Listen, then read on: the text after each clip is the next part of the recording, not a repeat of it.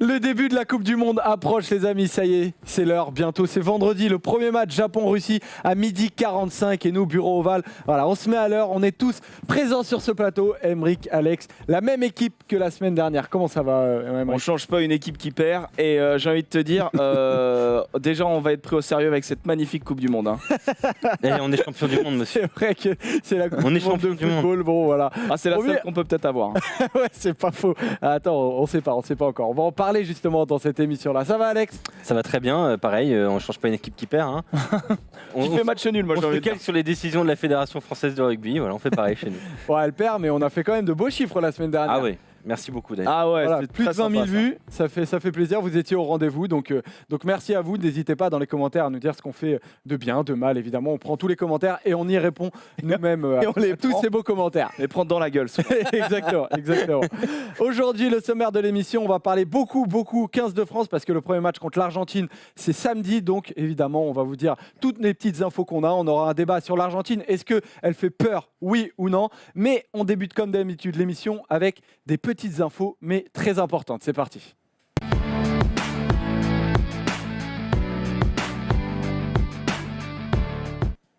Et le 15 de France est arrivé la semaine dernière au Japon. Ils se sont posés tranquillement à côté du mont Fuji. Alors si vous ne le savez pas, c'est que vraiment vous n'avez rien suivi parce que tout le monde en a parlé. Et à côté de ce mont Fuji, il y a le centre d'entraînement. Et il y a eu, Alex, un premier match amical contre une équipe locale. Ouais, ça se passe à Fuji-Yoshida, c'est le nom de la ville exactement. Effectivement, les Bleus qui ont joué face au Yama Jubilo. C'est l'équipe de la ville de Iwata. Je sais que c'est difficile déjà pour moi d'être précis sur les mots, sur les noms japonais. C'est une équipe quand même de première division et ça a été quand même assez facile. On va pas se le mentir. Les Bleus, c'était plus un galop d'essai. On a quelques. On a appris des petits trucs ou pas? On n'a rien appris du tout. Si, on a appris quand même une chose fondamentale, c'est que Arthur Ituria a été placé deuxième ligne pendant tout ce match. Donc ça, c'est intéressant. Autre chose, malgré tout, ce qu'on a appris, c'est que c'était pas une opposition de niveau international. Ce sont les mots d'Arthur Ituria dans le Figaro. C'était inférieur. On a fait des entraînements de cette intensité-là déjà. Donc voilà. Et surtout, ce qui était très intéressant, c'est que le staff de l'équipe de France a demandé au Yama Jubilo de jouer comme l'Argentine. C'est improbable ça quand même. Ouais, ça c'est quand même génial. Donc jouer comme l'Argentine pour Arthur Ituria, c'est rentrer dedans et aller tout droit pendant 80 minutes. Voilà, donc déjà on est sur une bonne connaissance du rugby. Ils ont dû kiffer les Japonais quand même. Et la phrase magnifique, c'est ils avaient des consignes, donc celle-ci. Vu leur gabarit et le style de jeu déployé, c'était pas raccord. Des Japonais qui vous rentrent dedans pendant 80 minutes. Voilà, je sais pas ce qu'on a appris, si on a appris grand chose dans cette opposition. Moi, je trouve ça hyper intéressant. Mais, tu vois, tu travailles tes systèmes de jeu. Donc peu importe, en fait, Contre des plots, c'est pareil. Faut qu'on te frappe. Faut qu'on te frappe à certains endroits du terrain. Et si tu demandes aux Japonais de jouer comme ça, c'est parce que tu sais que les Argentins, avec plus de force, vont te frapper à tel endroit. Et toi, après, tu t'adaptes soit ta défense, soit ton attaque. Moi, je trouve que c'est pas si mauvais que ce qu'on en dit. Mais on en reparlera sans doute plus tard parce que là c'est une news. Exactement, on va pas passer 3 heures sur les news, Emric, exactement, tu as tout compris. Et il y avait Goromaru d'ailleurs, le japonais qui était passé à Toulon, sur le banc à Toulon surtout.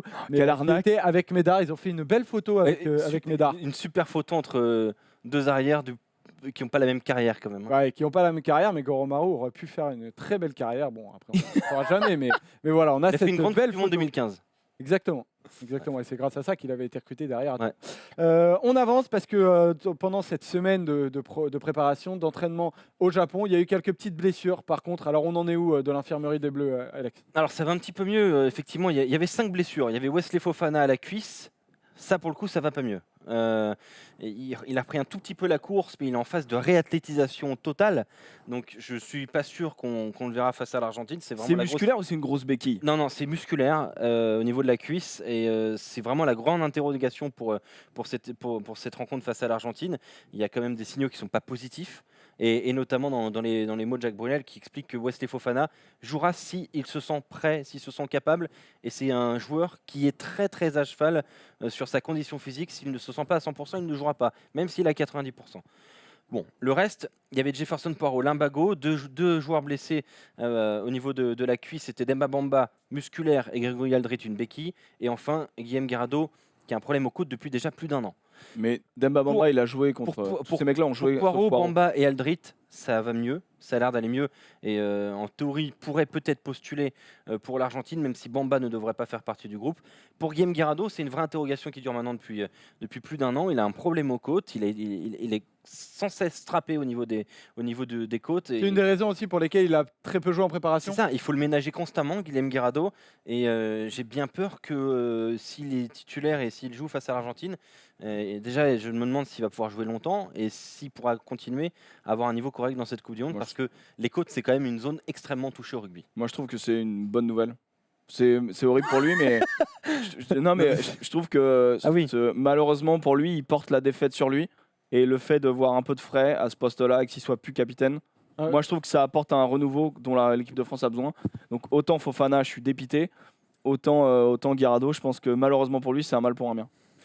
On enchaîne, donc voilà, quelques petites blessures pour l'équipe de France. Et après cette première grande préparation de l'équipe de France, Alex, est-ce qu'on sait un peu comment ça marche? Parce que c'était l'une des questions.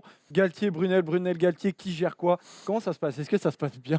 Alors, est-ce que ça se passe bien? C'est pas évident à dire. En tout cas, ce qui est sûr, c'est qu'il y en a un qui dirige les entraînements, c'est Fabien Galtier, on le sait. On le voit très Il n'y bien. a que lui sur le terrain, du coup? Non, il y a tous les adjoints sur le terrain. Mais celui qui rectifie, celui qui donne le tempo, Celui qui donne les plans de jeu, c'est lui. c'est Fabien Galtier. C'est lui qui a le carnet, c'est lui qui a tout ça. Il y a plein d'adjoints sur le terrain. C'est comme Alors, ça il que ça fait se passe quoi, en équipe de Jacques France. Brunel? Jacques Brunel, il regarde. Si, regarde, il range les ballons. Et non, mais Jacques Brunel, il est sélectionneur dans la presse. Et Fabien Galtier est sélectionneur, et plutôt. Non, Il mais y a un sélectionneur et un entraîneur. je pense Il y a une franchement, différence. on dit tout le temps, on le dit tout le temps, tu vois, à un moment donné, c'est juste, voilà, il va falloir patienter la Coupe du Monde, mais la transition, elle est déjà faite dans le jeu. Donc voilà, maintenant, ils n'allaient pas le dégager parce qu'il a quand même essayé, Brunel. Il n'a pas réussi, mais il a essayé de faire quelque chose avec cette équipe de France. Maintenant, ils ont ça sur les bras. Ils ont 2 sélectionneurs pour une Coupe du Monde. On sait très bien que c'est Galtier qui met ses plans de jeu en place et que Brunel, il est là pour la déco, quoi. Ouais, mais et d'ailleurs, bon, pour l'instant, ça se ne dit pas vraiment dans la presse, mais il y a quand même des joueurs qui, en off, font part d'un peu de cacophonie dans ce système-là. On pensait que en arrivant au Japon, ça allait s'arranger, qu'il y aurait un peu plus de rôle défini. C'est pas le cas. Et il y a Serge Simon qui vient de débarquer au Japon. Ça va aider, ça. Qui est donc, on va dire, un peu le patron derrière Bernard Laporte. Et je ne suis pas sûr effectivement que ça aide. En tout cas, c'est rassurant, mais on verra. Une grande compétition peut aussi commencer Il y a forcément dans la un moment, dureté et bien forcément, un finir, moment, on ne sait jamais. il y a des choses qui vont se passer. Il y a une hiérarchie qui va se Sauf faire. si on gagne. Sauf si on gagne. Et Sauf avec, si on avec gagne. la C'est victoire, toujours pareil, avec la victoire, tout va bien. absolument tout va bien.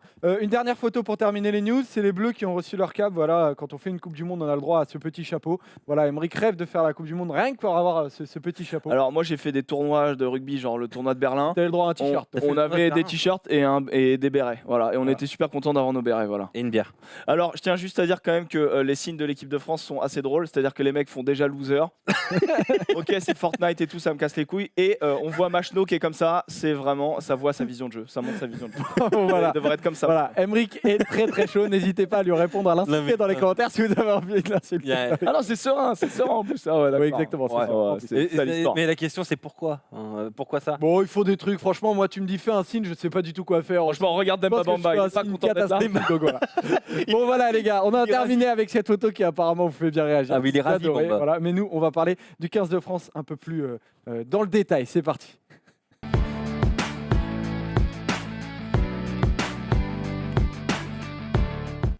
Dans le détail, parce qu'il y a France-Argentine qui arrive, c'est samedi 9h15. Voilà, soyez au rendez-vous, réveillez-vous, les couches tard et donc lève tôt. Ouais, Lève tard, voilà, dormez il va pas. falloir se lever tôt. Ou ceux qui ne se couchent pas. Exactement, ceux qui ne se couchent pas. Voilà, alors ça, c'est le programme de le samedi 21 septembre. Du coup, nous, on est le deuxième match à 6h45. Levez-vous si vous voulez voir Australie-Fidji. Ah bah ouais. Et éclaté. après le match de l'équipe de France, il y aura Nouvelle-Zélande, Afrique du Sud. On rentre très, très sérieusement. Il y aura Vif du sujet. surtout ici un débrief. Exactement. Et dans la suite du match France-Argentine, on se retrouvera ensemble en débrief live. Pour rentrer dans le vif du sujet, compo probable de l'équipe de France, vous allez voir, on a quelques petites infos à vous donner. On va voir à quoi va ressembler ce 15 de France face à l'Argentine. On peut dire que, je pense qu'on n'est pas loin de la vérité pour le coup. C'est toujours compliqué, on est quand même presque là, au moment où on parle, à 5 jours Ouais. du premier match. Mais on a globalement la vérité avec, on va voir cette compo qui va s'afficher avec Poirot, Guirado, Slimani pour les piliers, Ituria qui, comme on l'a dit tout à l'heure, s'impose Par favori, en tout cas. en deuxième ligne, Vahamaina, troisième ligne, Olivon, Aldrit, Loré, Dupont-Lopez, UG, Fofana s'il n'est pas blessé, Ficou, Penaud, Médard. Alex, qu'est-ce que tu penses de cette composition probable? Déjà, je pense qu'il y aura très peu de changements par rapport à ce qu'on vous annonce plus ou moins. La grande interrogation réside autour de Ituria et Gabriag. Gabriag est un deuxième ligne plutôt de travail, Ituria un peu plus de ballon, un peu plus aérien peut-être aussi. On sait qu'Ituria à la base est appelé en tant que troisième ligne. Il joue presque essentiellement troisième ligne en club aussi, mais Gros atout sur la touche. effectivement, très bon preneur en touche, mais depuis quelques temps, Ituria il commence à jouer un peu plus dans la cage aux entraînements. Cette opposition face à l'équipe japonaise, c'était le cas. Et puis l'autre, on va dire, grande interrogation, c'est la possible blessure de Wesley Fofana. Wesley Fofana, s'il n'est pas disponible, il va falloir réorganiser toute cette ligne de trois quarts. Et je pense que dans ce cas-là, Ficou glisserait au poste de premier centre et Guitoun, si c'est lui qui est choisi, mais je pense que ce serait lui, glisserait au poste de second centre. On a fait cette composition en se mettant à la place de Jacques Brunel et c'est apparemment les compositions qui sortent un peu. Aymeric, quel visage aurait l'équipe de France avec cette composition? Mais je pense qu'ils sont dans la continuité de vouloir imposer leur jeu de mouvement. Parce que sinon, tu mets clairement Gabriel. Moi, je pense que ça va être un match où il va falloir justement aller à la mine. Et il faut que le 5 de devant, il se bouge. Et là, s'ils mettent vraiment Ituria, c'est un signe de... On va vouloir déplacer le jeu énormément. Il ne faut pas qu'on se trompe. Parce que sur les test matchs, on n'y était pas dans les regroupements. Et si Fofana est blessé, c'est vraiment la merde. Parce qu'au final, on n'a qu'un seul 12. Hormis Ntamak, mais Ntamak il va pas le faire jouer 12, donc voilà, c'est con, c'est son poste. Donc En tout cas, toutes les infos, et pour le coup on n'est pas les seuls, on a plein de sources, on a plusieurs sources, toutes les infos quand même dirigent vers ce genre de composition là, dans l'état actuel des choses. Elle est pas dégueulasse la compo, hein. Non, je trouve même plutôt logique. Je mettrais juste Loré de l'autre côté, voilà, j'inverserais Loré Olivon perso, mais c'est des petits détails, voilà, chiants, voilà. Oui, mais Voilà, donc il mettrait Loré en 6 et Olivon mais cette en 7. troisième ligne me plaît quand même, et elle plaît à beaucoup de gens. Elle plaît à Thierry Dussautoir qu'on a eu ce week-end sur Sud Radio, qui pour lui, Picamol ne devait pas faire partie de cette équipe. C'est vrai qu'on a la décla qu'il a eu à Sud Radio et pour dire exactement ce qu'il dit, Thierry Dussautoir, il a dit, il est assez cru dans ses paroles, il n'hésite pas et c'est plaisant. C'est étonnant, mais c'est plaisant parce qu'il n'hésite pas à dire ce qu'il pense. Il dit d'abord, je regrette la non-sélection de Kroos. Aldrit a montré qu'il était au rendez-vous. Loré, je l'aligne car on aura besoin d'un plaqueur-gratteur. Et enfin, j'hésite entre Ituria et Olivon, mais pas Picamol. Aymeric, est-ce que ça t'étonne que Thierry Dussautoir dise clairement ce qu'il pense à propos de la titularisation ou non de Picamol? Alors, est-ce qu'il y a le Stade Toulousain compagnie où il préfère Kroos plutôt que Picamol, tu vois, j'en sais rien. Mais moi, je trouve que ça respecte le joueur que lui, il était, qui était un peu un gratteur, tu vois, le fait qu'il ait Loré, c'est pas surprenant. Le fait qu'il soit pas dans la puissance, mais qu'il soit vraiment dans des troisièmes lignes, dans des troisièmes lignes mobiles et sécateurs, bah forcément, il préfère Kroos à Picamol. Et je pense que peut-être qu'il y a des soucis entre eux, j'en sais rien, mais je pense même pas. Je pense que c'est juste son opinion et c'est finalement l'opinion qu'on avait tous partagée au vu des 3 premiers test matchs. Donc il dit juste ce qu'il pense et ça fait du bien parce que souvent c'est un peu la langue de bois qui prévaut. Exactement. On avance après cette compo, on commence à rentrer dans le match, dans le jeu. Quelles peuvent être les clés du match? On a fait un tableau, après avoir beaucoup discuté. On avoue que les clés du match, on a eu un peu du mal à les trouver. Mais voilà, on a choisi l'agressivité, le jeu au pied et Fofana. Commençons par l'agressivité, Aymeric. Moi, j'avais noté sur les 3 test matchs, on a énormément de turnover. Je ne sais pas si vous vous rappelez, on dégueule tous les ballons. Mais tous les joueurs, je suis allé voir les stats individuelles, tous les joueurs ont dégueulé des ballons. C'est catastrophique. Moi, je pensais que Chat, il dégueulait 16 ballons. En fait, non. Si vraiment on n'est pas concerné par les rucks, par les turnovers, par ce maniement du ballon, si on ne resserre pas les lignes, parce que s'il pleut, si c'est humide, etc., là c'est cool parce qu'ils s'entraînent sur temps de flotte, ben, ça va être catastrophique parce que les Argentins en face, ça va être des chiens et ils vont être dans leur groupement. Donc à nous d'être encore plus chiens qu'eux. Et vraiment, le 5, moi je veux surtout pas que Vahamaina, les doubles sautés à l'aile, tu les oublies quoi. Vraiment, tu les oublies. Ton Mais taf, c'est pas Quelque ça. chose de simple. quelque Ouais, chose de un simple. peu Sur du l'agressivité, rugby tu es d'accord sur primaire. cette première clé? Je suis 100% d'accord, et notamment sur ces turnovers-là. On sait qu'aujourd'hui, beaucoup d'équipes se positionnent sur les ballons de turnover, sont très dangereux sur ces ballons-là. Le Stade Toulousain a fait une saison incroyable les dernières parce que dès qu'il y avait un ballon qui tombait au sol, boum, Mais derrière, sur une contre-attaque, ils prends, étaient prends la référence uniques. mondiale. Les All Blacks, Black. c'est la défense qui fait gagner. Voilà. Donc il faut pas perdre de ballon, il faut avoir une conservation solide, et ça passe par l'agressivité. Il faut dominer l'adversaire dans toutes les phases, au sol, à la percussion, au plaquage, dans toutes ces phases-là. Donc tout ça, c'est un rapport à l'agressivité, et je pense que face à l'Argentine, ça va être le défi numéro 1. Je reste Faudra pas se tromper. Ouais. persuadé qu'on va pas avoir un grand match de rugby, mais on va avoir un combat d'abrutis non mais Il Le premier match de Coupe du Non, Monde, mais il pour le dit avec l'instant, beaucoup de donc, plaisir. on va se fight. défensif. Ça et voilà. va être une bagarre énorme. Et si on n'a pas l'agressivité, on va se faire mais dégommer. Deuxième clé du match, le jeu au pied. Alors Alex, jeu au pied plus en termes de réalisation par rapport aux pénalités qui peuvent tomber, ou jeu au pied dans le jeu quoi. D'occupation, de déplacement aussi, parce que faire bouger un triangle arrière parfois aussi c'est très important, faire bouger les avants aussi.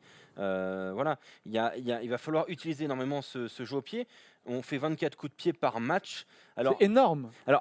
c'est Non, c'est- marrant parce que Je trouve ça beaucoup. mais en fait, c'est une lecture assez étonnante. Moi, la première fois que je l'ai lu, je me suis demandé si c'était énorme. Ça me paraissait vraiment énorme. Et en vérifiant, en fait, on est en dessous des standards. C'est Des les grandes- standards mondiaux. Hein. Alors on- pourquoi? Est-ce que c'est parce qu'on a peut-être un déficit Mais on a un technique déficit- là-dessus? On a un déficit technique Ouais. sur le jeu au pied d'occupation et de déplacement qui est évident. Sur les coups de pied offensifs, on est bien moins précis qu'un André Pollard, je peux même pas Aujourd'hui- parler de Barrett ou quoi que ce soit. Aujourd'hui, C'est quels joueurs peuvent jouer au pied à part Lopez?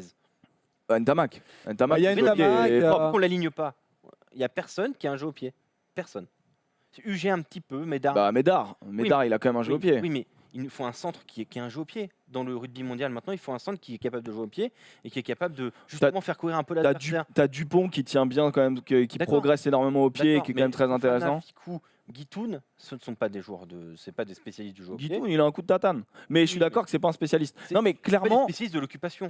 on n'a pas des joueurs du niveau top mondial en termes de jeu au pied offensif. Et ça fait défaut. Pour moi, ça Bah, fait c'est défaut. une des armes les plus.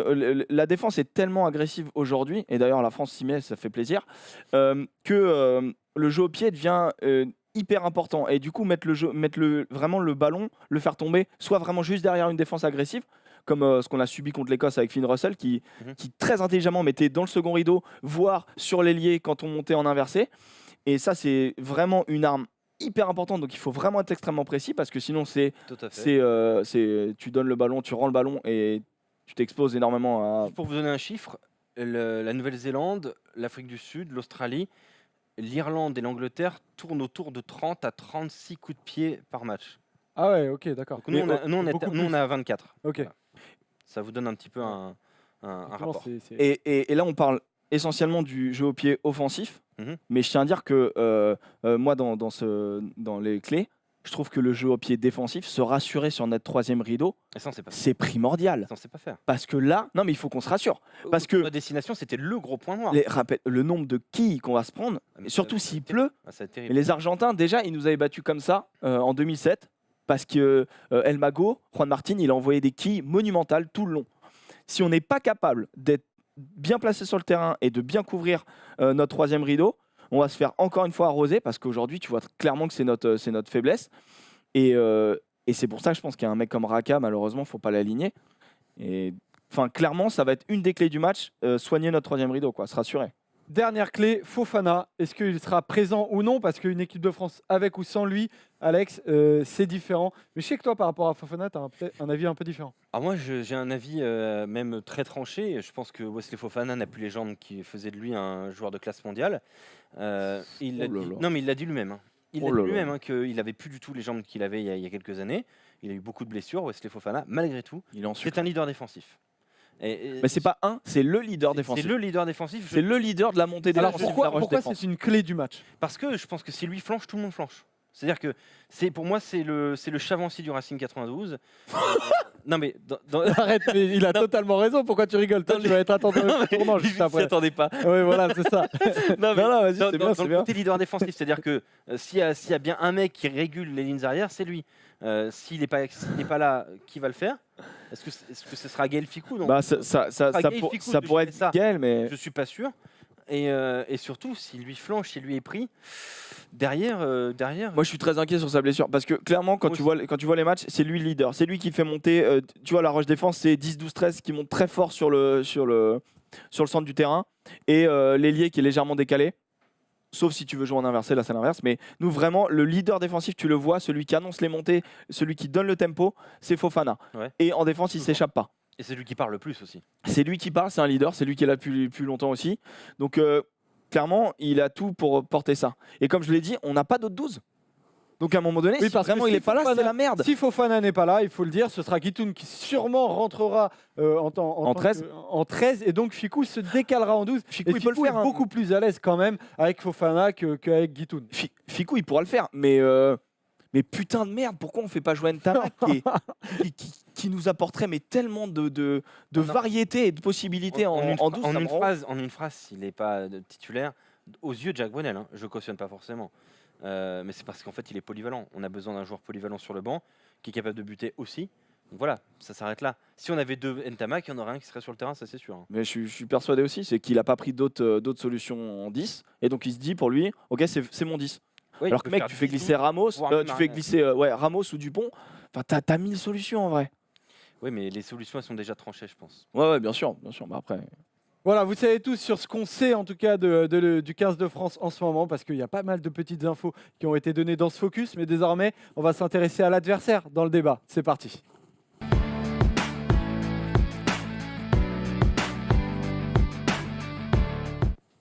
Ce débat donc qui va être sur l'Argentine. L'Argentine, on a beaucoup entendu parler des Argentins pendant les 2 dernières années, mais plus pour les Jaguares qui sont arrivés dans le Super Rugby, sont allés jusqu'en finale du Super Rugby l'année dernière.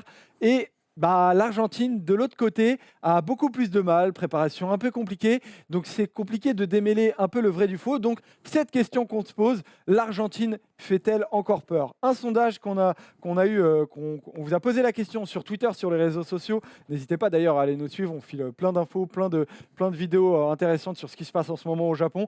Et vous avez été 73% à dire que l'Argentine vous fait peur. Donc je sais que Emeric, toi, c'est... Au moins, vous êtes lucide.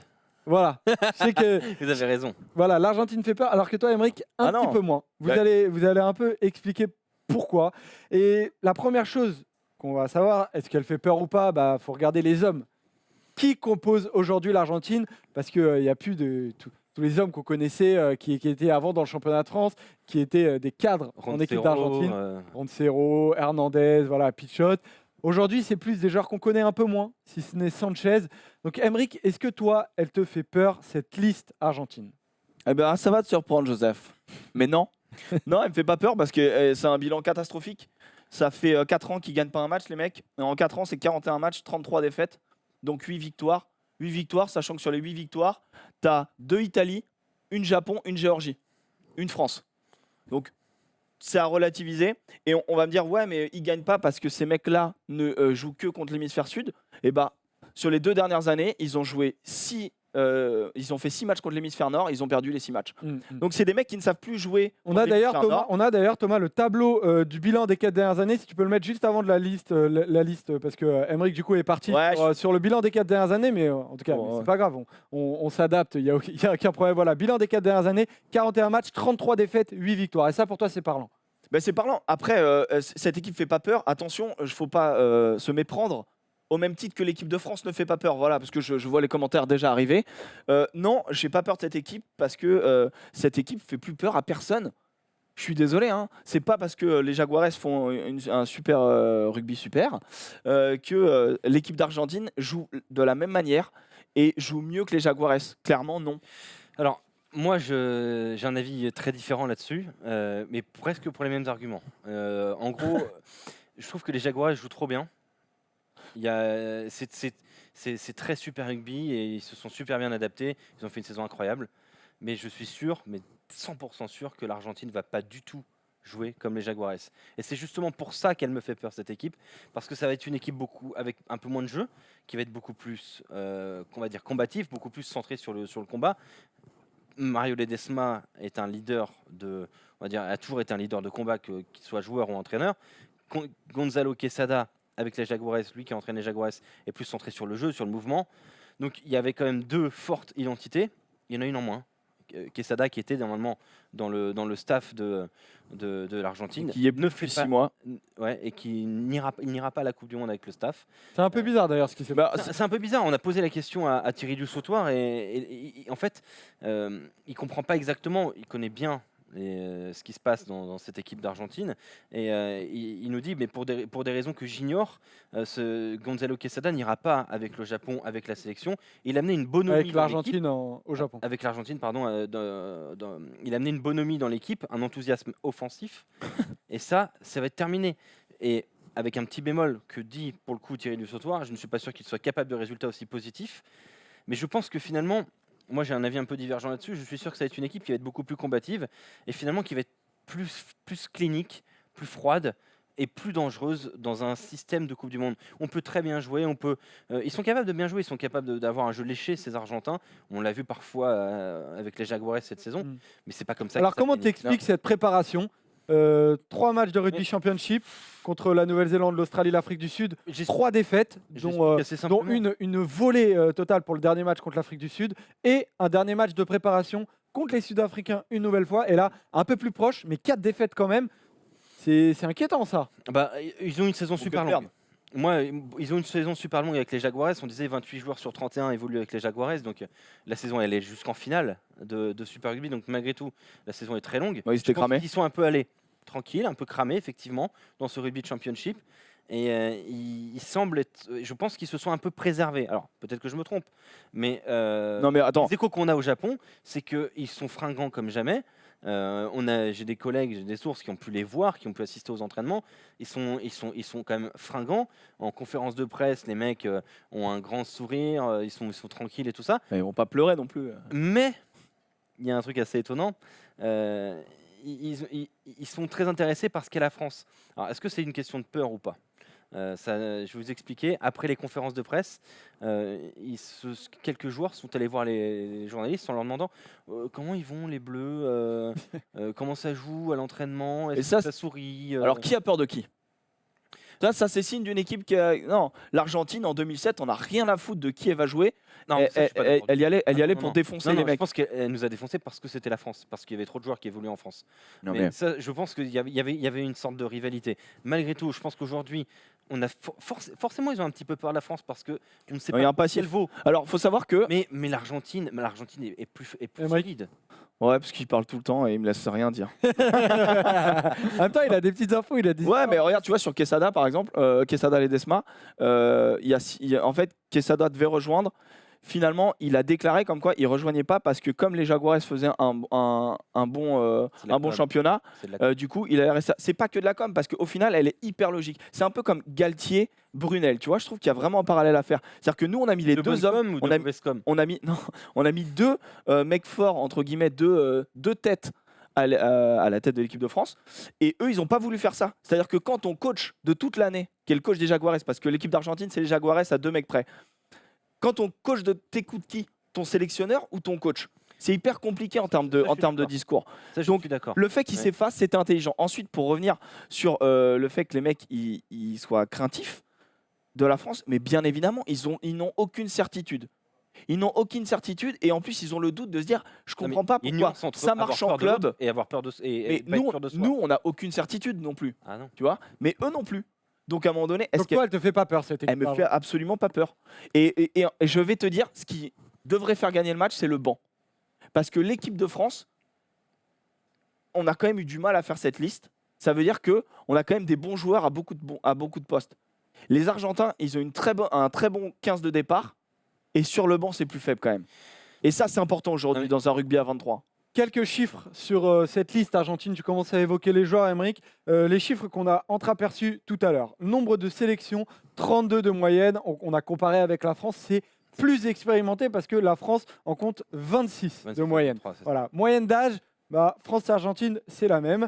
Vécu commun, collectif, tu l'as évoqué tout à l'heure ce chiffre, Alex, 28 joueurs sur 31 jouent ensemble en club au Jaguares. Et nombre d'avant, bah, c'est juste pour dire que les listes françaises et argentines Le même schéma. Ouais.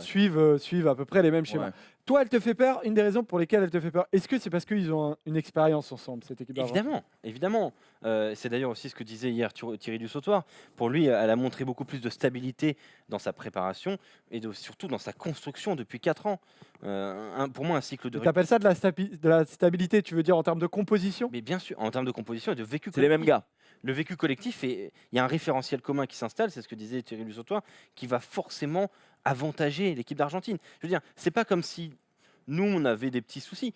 On a des énormes problèmes. C'est-à-dire que depuis 4 ans, on a utilisé 102 joueurs, c'est ça? Ouais. 102 joueurs, eux, ils en ont utilisé, mais à tout casser, même pas 60. Même pas 60. Je C'est pense, toujours je les pense mêmes. que plus, mais Mais je suis d'accord que c'est toujours les mêmes. en fait, ils ont restructuré leur rugby. Et aujourd'hui, ils ont un club phare. Et donc, forcément, ils ont cette logique-là, un peu de l'hémisphère sud, de se dire ce club phare, ça va être la sélection. Donc, on fait bosser avec des plans de jeu. Ça, c'est quand même un vécu énorme. Sauf que les mecs du sud mettent le même plan de jeu dans leur club et dans leur sélection. Ça, Et là, c'est pas le cas. Ça, je suis pas d'accord. Donc, c'est quand même un truc un petit peu emmerdant. Oui, non, mais On a la ça, ils vont pas le composition faire. d'ailleurs, si vous vous demandez un peu à quoi ressemble l'équipe d'Argentine désormais, on vous a fait l'équipe probable avec les noms en jaune, c'est les 2 joueurs seuls Ils sont pas au Jaguares. qui ne sont pas au Jaguares. Donc, Et l'autre, c'est Sanchez, qui joue au Stade Urdapilleta. français, Urdapilleta qui est sur le banc, le Castré, et Figaio, du coup, Saracens. le pilier droit qui joue au Saracens. Alex, tu voulais continuer. Ouais, bah, je voulais continuer. Moi, en fait, mon principal argument sur la peur que j'ai de cette équipe argentine, c'est parce que cette équipe, elle va s'adapter au match qu'il va y avoir. Et moi, je suis persuadé, vous nous direz dans les commentaires, je suis persuadé que ce sera une bagarre. Et Moi, je suis persuadé que ce sera une bagarre. Il n'y aura pas de grands mouvements. Et dans la bagarre, ils sont plus forts que nous. On l'a vu, même juste être argentin, c'est être orgueilleux.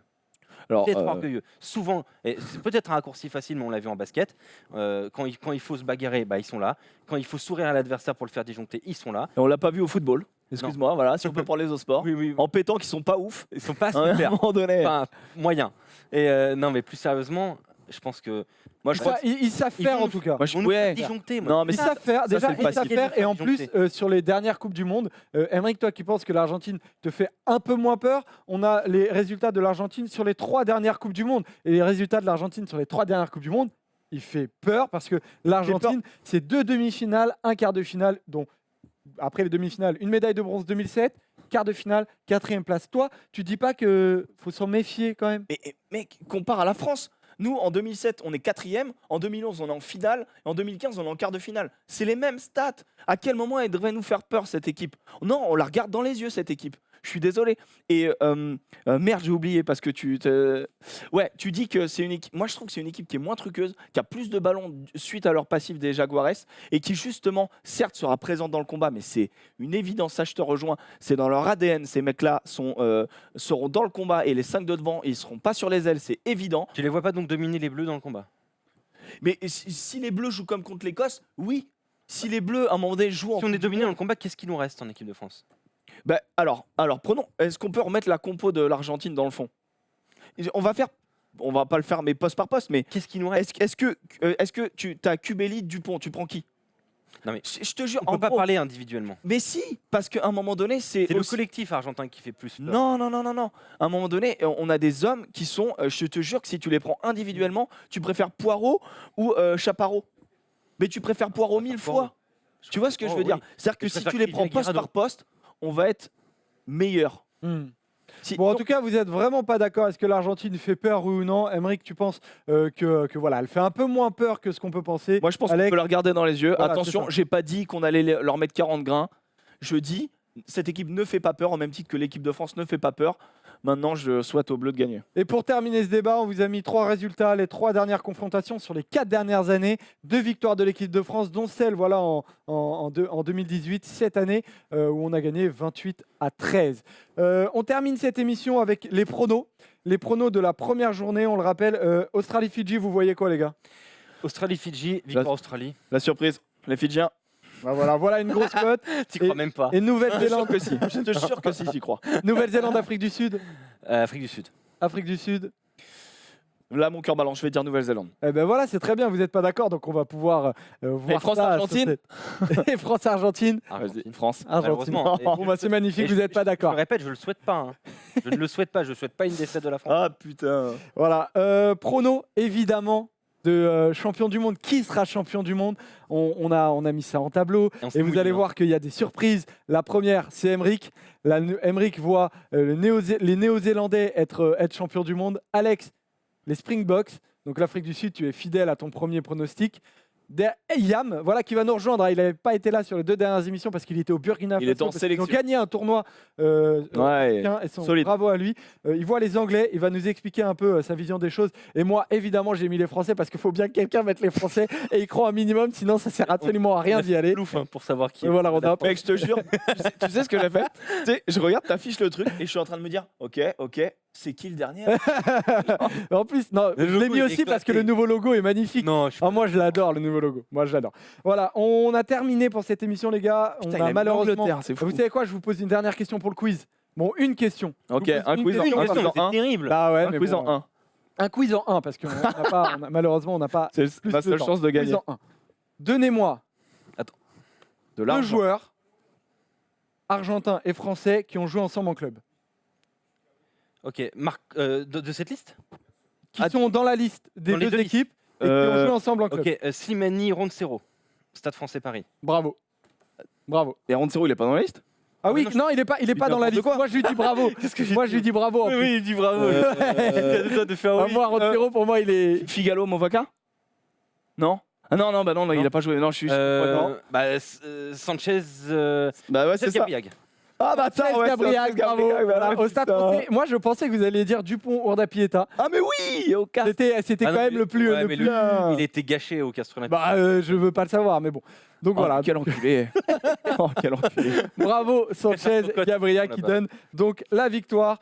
On se retrouvera pour le live. Voilà. Et alors ça, c'est Ah oui. Omar Hassan. C'était une Omar des Hassan. questions du quiz qui a fait la France a un incroyable talent. Eh oui. Donc, bon, je Merci voulais lui en- beaucoup. Avec son Merci, petit Omar. avec son short des Pumas. Que tu Ouais. caches, Oui, d'ailleurs. exactement. Ah, c'est de l'autre côté. Voilà. Bon, Ouais. bah, tant pis, vous le verrez pas, mais allez On voir le quand même Omar Hassan. La France a un incroyable talent. C'était magnifique et ce sera magnifique aussi. C'est des Dès samedi, on se retrouve en live à midi pour l'après Ah, je suis excité. Argentine. Et on est très très pressé de Ah ce oui. match-là parce que même si voilà, on a des petites critiques, allez les Bleus parce que quand même gagner contre l'Argentine c'est important et gagner le premier match très très important. À samedi, bisous.